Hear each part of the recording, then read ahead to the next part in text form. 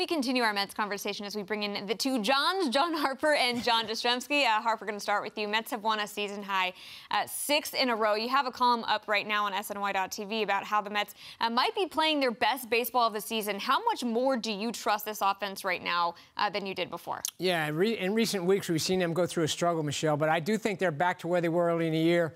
Some guys have gotten hot again. They're back to that, really thriving with that contact-style approach. And I talked to a scout today who said this is the best he's seen Lindor since, like, 2019, going back to that far back in Cleveland, because he's not cheating to get to the fastball now. He looks more comfortable. He's not chasing the breaking stuff as much. So, and this guy felt like when he's hot and he's swinging the bat well, this offense kind of just falls in place around him.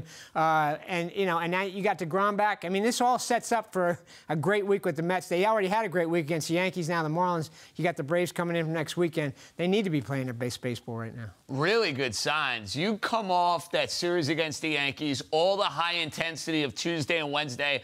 And let's be honest, this Miami series had letdown series potential written all over it. The Mets are down 3-0 against Alcantara. They pound them. They come out Saturday, they win. Sunday, right out of the gate, 9 runs and 18 hits. And look, I still think they're a power bat short. I still think that's something they need to address between now and Tuesday. But Harp hit on somebody who is super important. Francisco Lindor living up to the back of the baseball card, playing like the guy we saw in Cleveland. That is a huge sign for this team because he could be a catalyst. You have that 1-2 punch with Brandon Nimmo. Then, of course, the power bats do their thing. Marte has obviously done a fantastic job all year.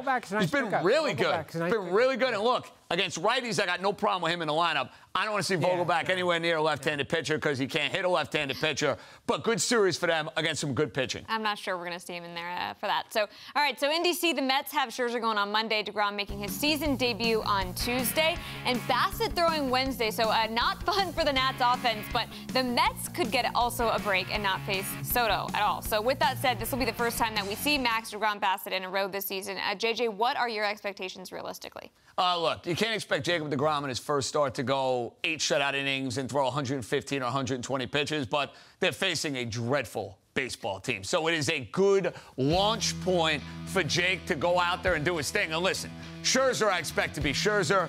Bassitt has been very good over his last 8 or 9 starts, and Harp, that's the hope now, that this is going to be the big 3 for the Mets moving forward. Max atop the rotation, Jake getting back to Jake ways, and Chris Bassitt joining the fun. Absolutely. And look, I know Mets fans are going to be holding their breath when deGrom's out there because they're going to be thinking something else is going to go wrong here.